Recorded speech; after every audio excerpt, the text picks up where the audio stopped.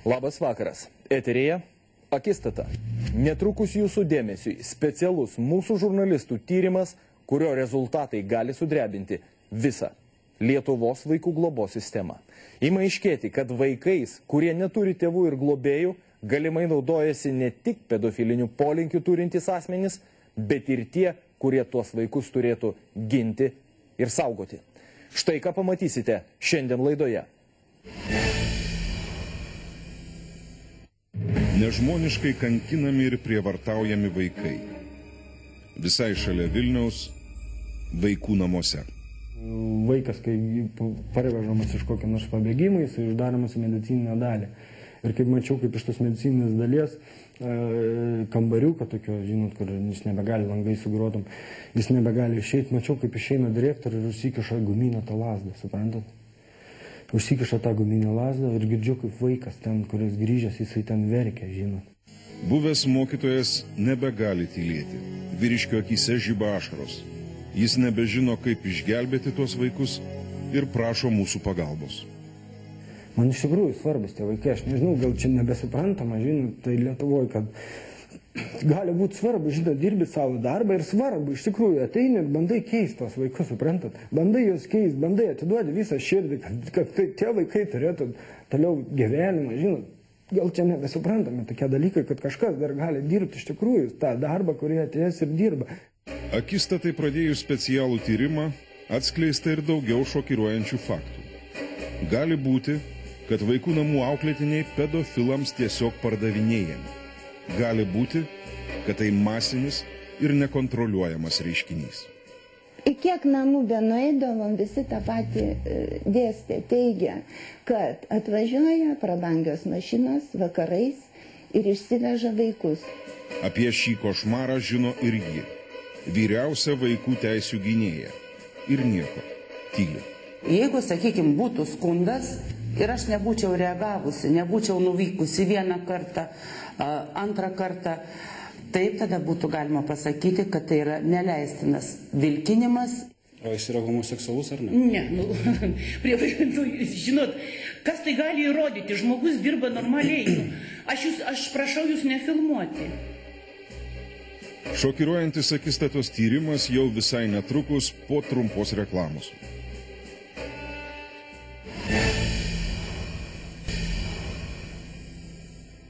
Ten, kur mūsų vaikai turi būti saugus, ten, kur jais turi būti rūpinamasi, ten, kur juos turi globoti ir prižiūrėti. Ten juos muša, marina badu ir prievartauja.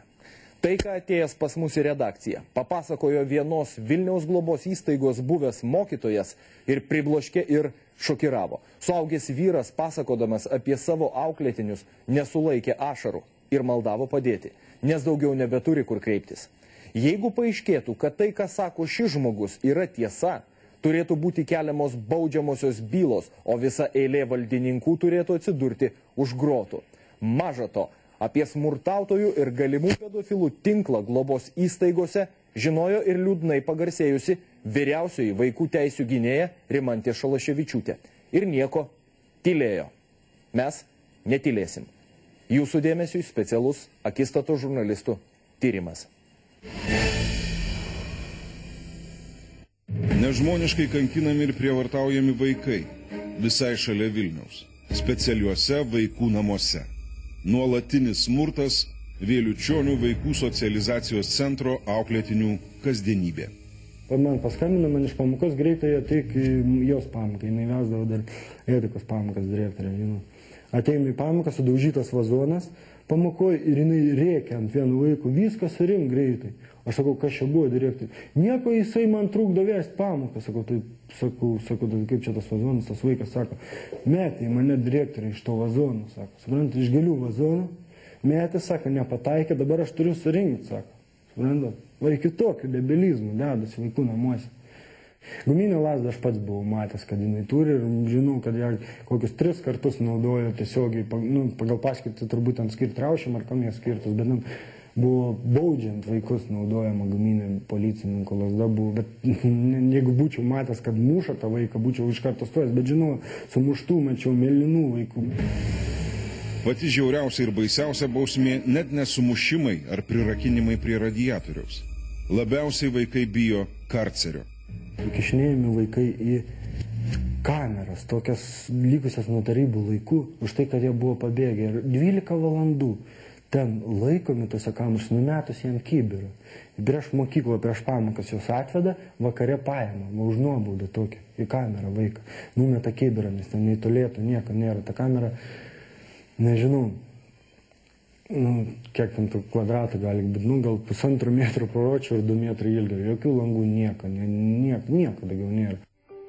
Marius, buvęs Vėliučionių vaikų socializacijos centro darbuotojas, nebegali tylėti. Per beveik 2 valandas trukusį interviu vyriškio akyse ne kartą pasirodė ašaros. Buvo tokiu atveju, kad vaikas, sergantis klaustrofobija, uždarų patalpų baimė, buvo uždarinėjamas į tas kameras ir jisai visaip, sako, vaikai pasakoja, jisai visaip laiko, kad jo ten neuždarinėtų, žinot, laikos įsikibęs, neveskit, sako, man baisu, žinot, įkiša į vis tiek, jisai visas, tas, sako, valandas, mes, sako, einam pamokas, mes girdim, suprantat, kaip jis rėkia, ir taip visą savaitę. Tik pervedamas per nakvot.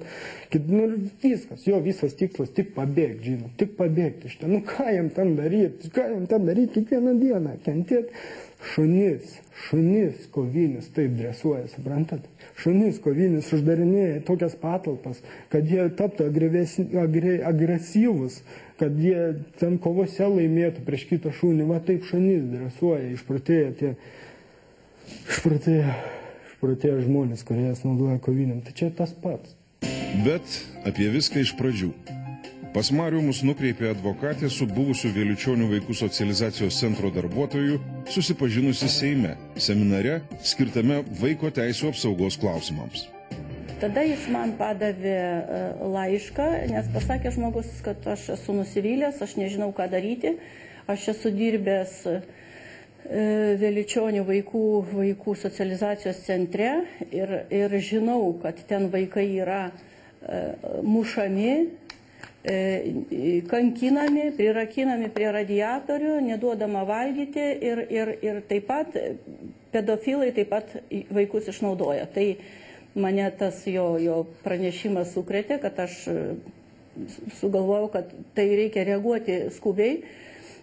Marius jaunas sportiškas vyras. Vėliučionyse pradėjęs dirbti tada, kai iš socializacijos centro į dekretinės atostogas išėjo kūno kultūros mokytoja. Savo pavardės jis prašė neminėti. Pritapau ten labai greitai, sakau, radau kontaktą su vaikais, su mokytais, viskas gerai. Ir, suprantat, pradėjau ten pastebėti tokius nesveikus, iš tikrųjų, sveikų protų nesuvokiamus dalykus, žinot, kaip vaikų ten mušimas, išnaudojimas ir kurie tiesiog vykdavo direktoriais rankomis, žinot. Vaikai, pasak Mariaus, neiškentę kankinimų imdavosi ir drastiškų veiksmų. Pavyzdžiui, bado akcijos. Atsisakęs valgyti, vienas berniukas reikalavo susitikimo su žurnalistais, kad galėtų visiems papasakoti, kokie siaubingi, sveikų protų nesuvokiami dalykai dedasi už aklinų vaikų namų sienų. Vaikas paskelbė bado akciją, sako, pakviesiu žurnalistus, aš noriu papasakoti, kas čia dedasi. Ir būna savaitę bado akcija, jisai nebeina į pamokas, niekur nors ten guli, prie jo stengiasi direktorė nieko neprileisti. Ir matosi, kad išsigandusi iš tikrųjų bijo, žinot, kad gali kas nors ateiti ir iš tikrųjų tas vaikas papasakos, tokie būna, tokie vaikai, kurie labiau kovojant, žinot, kitiem atrodo tai normalu, žinot, kad muša, kad daužo, kad ten tyčiasi, kad dirbti net pas save vesdavo į namus, žinot, baldus perkrausti ar ką nors. Sako vaikai, ir tas bado akcijas skelbė ir galvoja, ką daryti, čia direktorė galvoja, ką daryti, kaip čia, žinot, jisai iš tikrųjų, gal ligonį reiks vežti, jau savaitę nevalgo, žinot, ir suprantat, ateina tada taip sumąstė. Viskas atvažiuoja žurnalistai, gali nusiraminti, pavalgy, kad prieš interviu duotum, kad geriau atrodytum prieš interviu. Vaikas jau viskas iš tikrųjų va taip apgaunamas. Tai dar ne viskas. Kankinami ir praradę viltį, vaikai bandydavo pakelti prieš save ranką. Karėsi vaikas vienas, iš tikrųjų, karėsi, neminėsiu pavardžių. Ir Ir kažkas iš darbuotojų paskambino, žinot, irgi vieną iš, kad atvažiuokit, sako, iš tikrųjų vaikas karas ir kažkas norėjo specialiai pakeisti. Spėjo nukirpti, nuimti, kaip? Jo, nuėmė. Ten, nuėmė, taip, ar atidarė kažkas darys, jis jau užsirišęs kilpą, žinot. Ir vakarą žinios paskambino direktoriai ir sako, mes norime atvažiuoti, padaryti reportažą, nežinom, ką jūsų vaikų namuose, norėjo kažkas, ką iš čia kalbat, nesąmonė, žinot, ir tada didžiausia problema, kas išviešino šitą, kas šitą pasakė, ieško tarp pedagogų, įtarinėja. Ir, buvo įtarta pedagogija, kuri paskambino ir po 2 mėnesių ir kažkur jinai buvo parašė pareiškimą, kad išeina iš darbo. Mariaus teigimu, Vėliučionių socializacijos centrui geležinė ranka vadovauja direktorė Julijana Mažuolytė. Darbuotojai, nepritariantys žiauriam direktorės elgesiui su vaikais, anksčiau ir vėliau šią įstaigą priversti palikti. Kol aš buvau ten 2 metus, prie manęs išėjo kokie 6 žmonės. Verkdavo ten pastoviai. Tai viena mokytoja verkė, sako, aš nieko negaliu padaryti, sako, noriu ten vaikam padėti. Nieko negaliu, sako, aš verčiama visai kitaip dirbti, negu aš esu mokytoja, negu aš suprantu, kas yra pedagogas, suprantat. Su magistriniais išsilavinimais, žinot, su dvipakopiais magistriniais pedagoginiais išsilavinimais, merginos jaunos atėjo dirba, kurios iš tikrųjų stengiasi, viena išeina, antra išeina, sako, kodėl, sako, pabūkit, čia vaikai, sako, ką aš tiem vaikam galiu čia padėti, sako, ką aš galiu, sako, aš turiu ir su tais vaikais dirbti ir kiekvieną dieną kariauti, čia bandyti tik direktoriai, kad man čia nepradėtų rašyti kokių nors papeikimų, suprantat. Einu aš negaliu savęs laužyti, suprantat, va taip, va viskas. Vaikai, jaunuoliai, tiesiog, aš mačiau, labai objektyviai pasakė, kad kolektyvas yra susiskaldęs ir didžioji dauguma kolektyvo bijo direktorės ir todėl jie norėtų būti tokie, kokie iš tikrųjų gali būti jiems. Tačiau, baimė ir būti atleistiem ir taip toliau riboja tų darbuotojų geranoriškumą jų atžvilgių. Vykstame į Vėliučionis, į vaikų socializacijos centrą. Direktorės kabinete nėra, tačiau sprendžiant iš jame paliktų daiktų, ji netrukus turėtų grįžti. Truputį palaukus, taip ir atsitiko. Labą dieną. Labą dieną. Mes ieškom ponios Mažuolytės. Aš klausau jūsų. Pamačiusi filmavimo kamerą, Julijana Mažuolytė akivaizdžiai sutrinka ir išsigąsta. Akistato žurnalistų vizitas ją užklupo nepasiruošusią. Ir vis rašo, kad jūs mušat vaikus. Galima pas mūsų ir vaikai pakartis pasako apie tai. Mušat vaikus, bernai dideli mušat vaikus. Atsiprašau labai, aš dabar irgi galiu pasakyti ant kitų darbuotojų. Prirakinat juos antrankiais. Aš neturiu nei antrankių, iš kur pas mane antrankiai. Jūs baigit humorus. Šalavičiūtė buvo atvažiavus, nesako, tai bananai kažkokiais. Žinot, aš apskaltinti irgi labai daug ką galiu. Ateina vaikų iš namų siuntinys. Pridėta dešrytas, mamai įdėjus lašinukų, kokiam vaikui iš kaimų, suprantat. Direktoriai, čia nenuotaika, žinot, arba tas vaikas kažką pamokoje padarė negerą. Direktoriai tą siuntinį iš pašto nepaėmė, neleidžia paimti 2-3 savaitės. Paėmė tą siuntinį po kokio mėnesio. Ten tos dešros supūvė atiduodamas vaikui, žinot, kai jis jau pasitaisė. Arba iš viso pralaikoma 2 savaitės pašte ir pasako, siūskit atgal tos siuntinius mamoms, supūvusios dešras.